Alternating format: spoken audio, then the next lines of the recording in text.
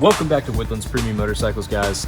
Today we are featuring the new 2020 Indian Challenger. This new motorcycle does come equipped with a liquid-cooled engine. It does not have push rods. It is a dual overhead cam. So this bike does come with the new ride command system, which is going to include traffic and weather overlays. Now check out this aggressive new styling for Indian of 2020. Look at this Indian head right here, a nice mohawk fade to it. I like that, I like it a lot. Now that also comes with these futuristic daytime running lights. Love the LEDs on there. Now with this 2020 Challenger being a performance bagger from the factory, we're gonna come standard with the Brembo floating caliper disc brakes. It is also dual, so excellent stopping power for when you need it. Now we did talk about the inverted forks on the front suspension here. Now I like to talk about the rear suspension.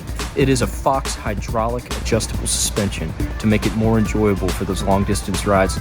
A lot of the similar features that are going to branch over from the Chieftains are going to be on the Challenger, which is going to include the electronically adjustable windscreen, cruise control, and also rear cylinder deactivation. I challenge you to come down to Woodlands Premium Motorcycles and check out the Challenger for yourself. I'll see you there.